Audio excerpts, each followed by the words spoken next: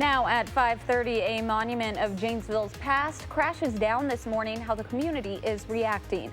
And a tough day on the hardwood for the Bucks in the first game of the Eastern Conference semifinals. Kevin Lewis has the latest from Milwaukee. From the Channel3000.com Alert Center, this is News 3 Now at 5:30. It's been 10 years since the General Motors auto plant in Janesville closed its doors, and its loss still casts a shadow. The site is being demolished to make room for redevelopment, and as of today, one of the most iconic pieces of the plant is no more. Our Madeline O'Neill has the story behind capturing a historic moment. Amanda, many in Janesville still have a hard time even passing by the GM plant. Its closing hit the economy and those who worked there hard. But two men have been hard at work documenting its transition into something new. History. History is what we captured.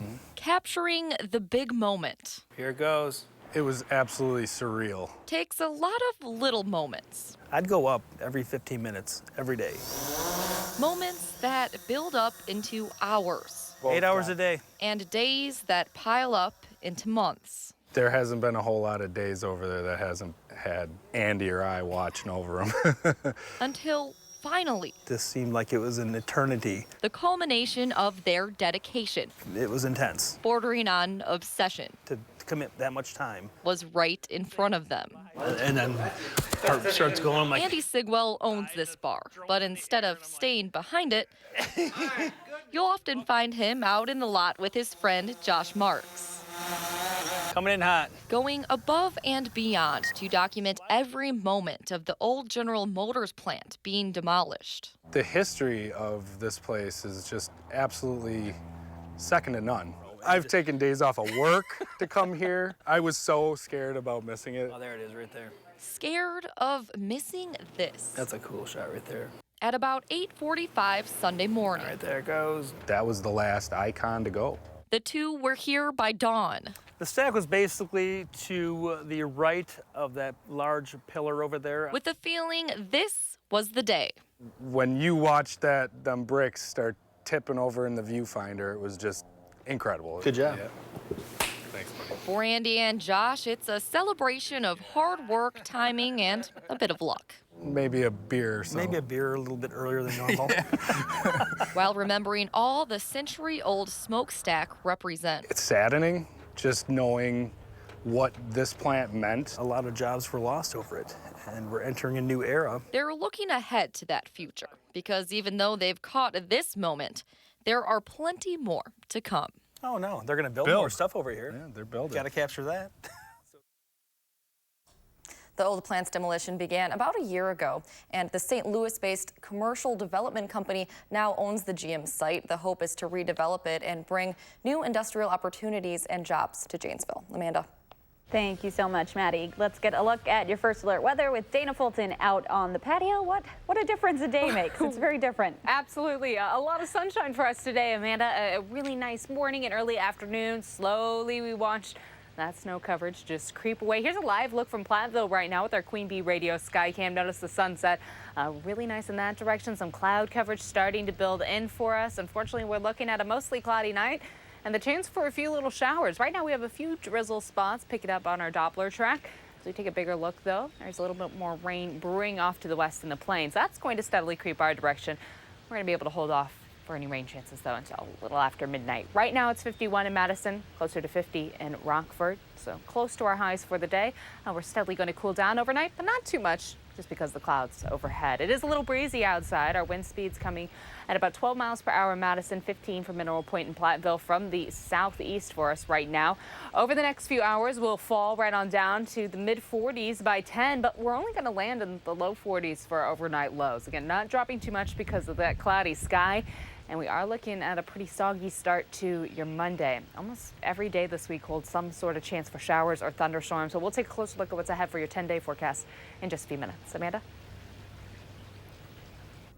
Thank you, Dana. Investigators are searching for more evidence and clues following Saturday's attack by a gunman at a synagogue in Poway, California, just north of San Diego. The suspect, John Ernest, has been charged with murder in those shootings. A woman was killed and 3 others injured. Jonathan Vigliotti is outside the synagogue with the latest.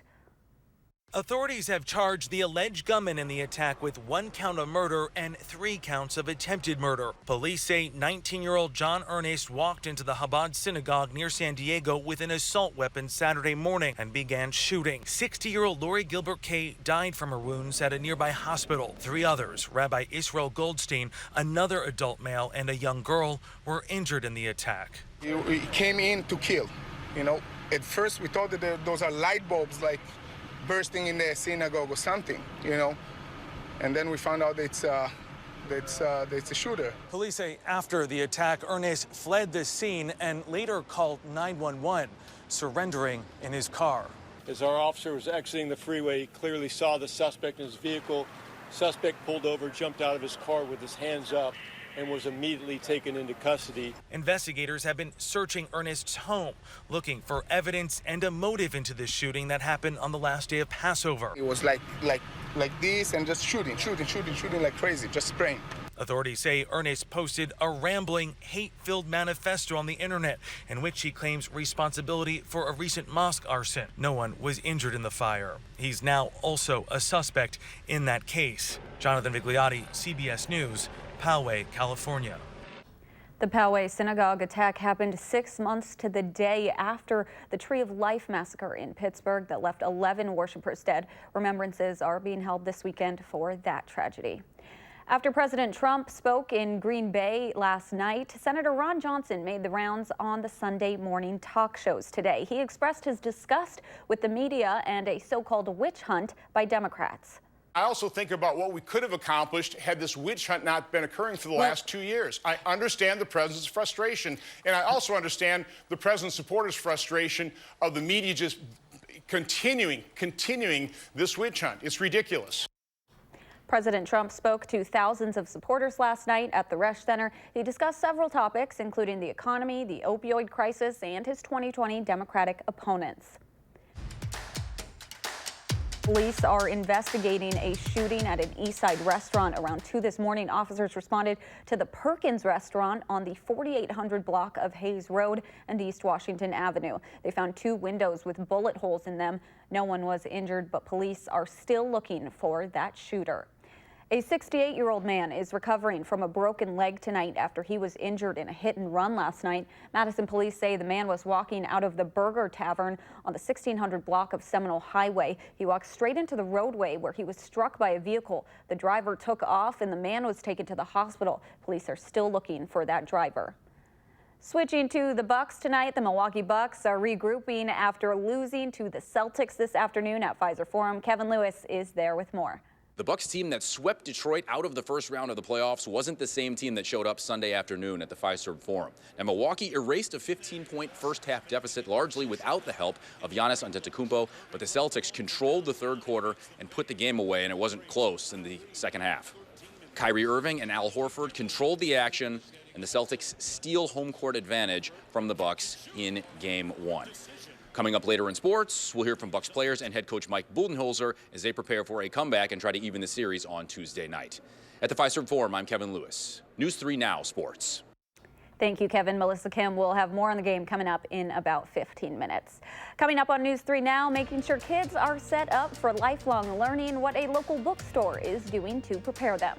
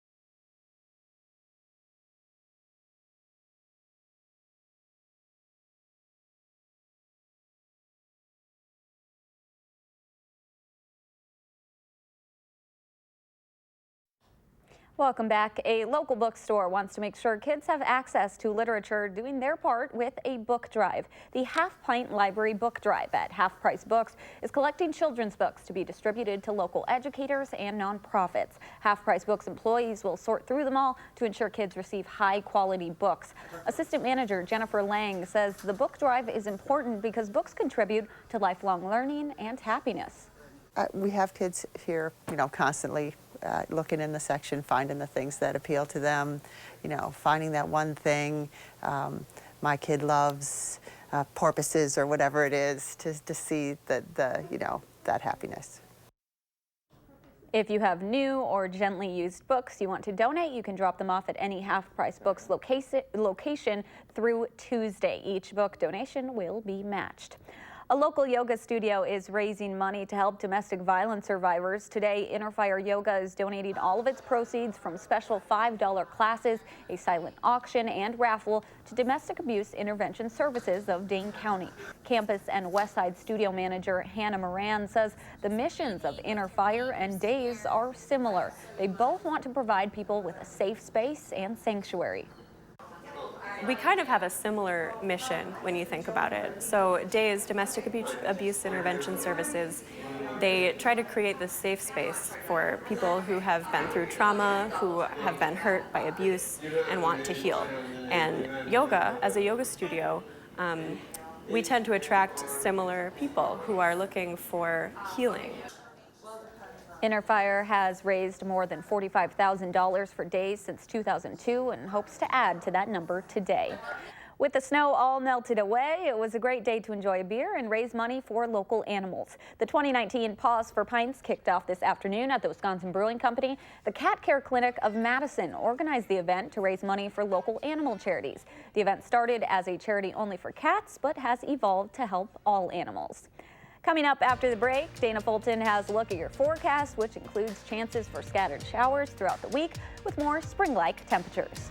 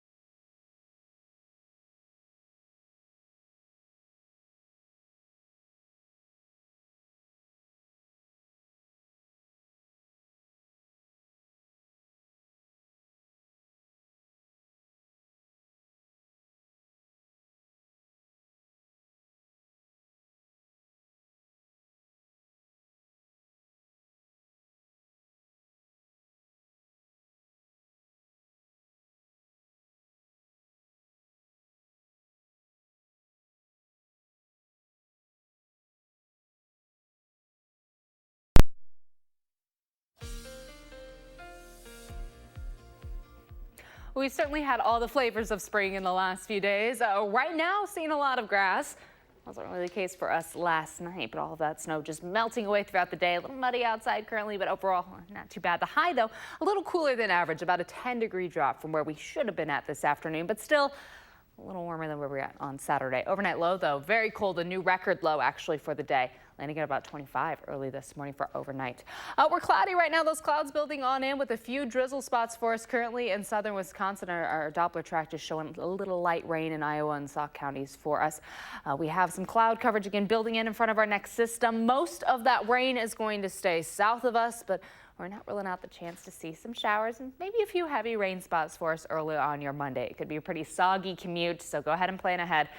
You may need to just run from the car inside, have the umbrella on hand, and your morning commute may take just a little longer than usual for us. Our breeze right now coming from the southeast. We're cloudy overnight. Our shower chances start to really pick up after midnight. So the rest of your Sunday evening should be pretty quiet, just again a little cloudy outside. We may see some heavy rainfall at times for us early on Monday. Most of the rain, though, ends for us late in the morning or at least by early afternoon. We'll stay cloudy throughout the day. Tuesday, we're starting off cloudy, and then the chance for rain starts to develop for us yet again later on in the day. May even see a few thunderstorms coming through for your Tuesday. Notice early Wednesday morning we have rain, clouds in the afternoon, and then for Thursday another chance for rain comes through. It's just a soggy wrap up to April. And as we head into May, hopefully all these showers, though, bring us some May flowers. Thursday, we start to dry up, and thankfully by Friday, we can finally have a nice day for the end of the week. We'll get a little sunshine for Friday, and we aren't really expecting any rain chances to build in until we get into later on Saturday. So a little closer look to home at what we're expecting heading into your Monday morning. And those shower chances will really start to pick up for us. The western edge of the state first after midnight. Heading into Monday morning, we may see some heavier rainfall spots. And just be aware your drive early on might take a little longer. Later on in the day, cloudy. Afternoon highs will be in the low 50s. Tuesday morning, we're cloudy, and then the shower chances start to pick back up again later on. It will be a little gusty outside early for us, also as that rain comes through and that system sliding just to the south. Wind gusts could be close to 30 miles per hour. Overnight low tonight at about 42, so not nearly as cold to start off the day. It will be a little rainy, though, outside. 53 is what we're going with for our high for your Monday. Our shower chances will gradually end during the day, but otherwise it is going to stay pretty cloudy outside. As we look ahead through the rest of the week, we don't have any alert days in the forecast. We just have a little bit of rain coming through for us. Showers expected again almost every day with a few opportunities for some thunderstorms mixed in there. Temperatures to start the week and for the middle of the week will stay below average as we head towards the end of the week and the first weekend of May. We'll start to see a little bit of an increase there and get a little closer to some seasonal temperatures for us. So hope you have the umbrella unpacked, Amanda, after we had the parka, of course, for last night. Now it's just going to be a little rainy. And it really disappeared so quickly. Oh, it dissolved for us in the snow today. Just gone. Perfect. Happy for me. Good. Thank you, Dana. A tough game one for Giannis and the squad. Highlights and post-game next in sports.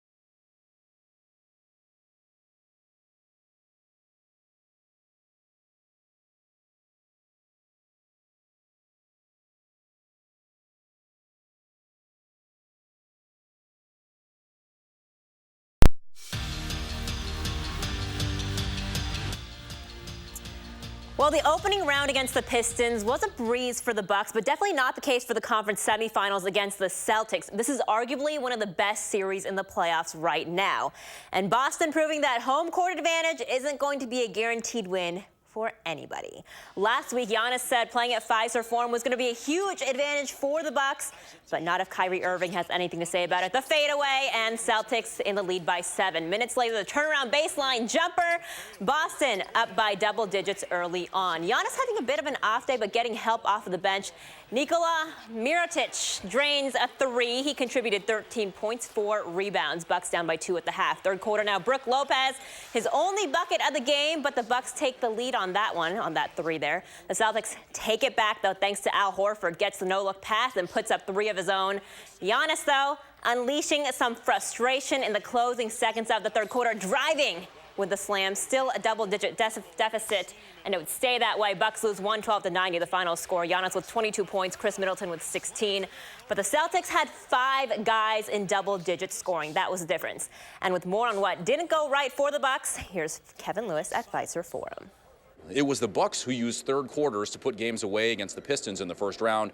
Not the case against Boston on Sunday. The Celtics outscored the Deer 36-21 after the break and stole home court. Obviously, it was one of the toughest loss we've ever had all season long, and especially at home. We just got to regroup, watch clips and tapes, and be ready for Tuesday. We came in very focused, locked in on the things that we wanted to do as a group. We knew that we were going to have to play a very solid game, and I felt like our focus level was good from the beginning. We just continue to stick together throughout the game. Well, Giannis had an off-shooting night by his standards, and it was contagious. Milwaukee shot just 35% from the field. I mean, I think we missed a lot of open shots, but Boston did a great job, just making it tough. They shrink the paint, switched a lot of our pick and rolls, took us a lot of our action. So we just had to find a way to continue to run our offense, play with pace, and play with a lot of flow. Just like in any game, when you get a good look, you get open opportunities, you kind of need to capitalize on them. And we didn't do a good enough job of making open shots, and then there were probably too many possessions where we didn't generate really good shots. The Bucks will try to even the series in Game 2. Tip-off at 7 o'clock Tuesday night at the Fiserv Forum. In Milwaukee, I'm Kevin Lewis, News 3 Now Sports. So the Brewers now, Craig Counsell wasting no time getting Gio Gonzalez back and acclimated with the team. Gonzalez getting his start this afternoon. The Brewers aiming for the first series sweep since the Crew won 3 against the Reds. That was at the beginning of April. Mets led 2-0 early, and then in the 5th, Christian Yelich pulled from the game. He reportedly had some discomfort here in his lower back. Not quite sure when or how it happened yet. And after the game, Craig Counsell said Yelich, he's a little sore. He'll be day-to-day for right now. Now to some highlights. We pick it up in the 7th. Brewers still down 2-0 until Mike Moustakas goes way back to right field. That's his 7th home run of the season. And we've got a tie ball game. Bottom of the inning now, 2 men on for J.D. Davis. Rakes that one to left, and the Mets take the 3-2 lead. That would be the final score. Brewers host the Rockies tomorrow. Yelich, again, he will not be in the lineup. Well, it was definitely a surprise when Badgers offensive lineman and Grafton native Bo Benchel didn't get drafted over the weekend. Even more so that he hadn't signed with a team at the end of the day yesterday, but actually turns out he had more than 20 offers from different teams, and he was just trying to figure out what was best for him. He has now signed an undrafted free agent contract with the Lions, so the Packers will get a look at Benchel in Week 6 at Lambeau and Week 17 in Detroit, and still a couple more guys trying to figure out where they're headed. So stay tuned. We'll, of course, tell you where they end up when they do. An exciting time. Yeah. Thank you so much. We'll be right back.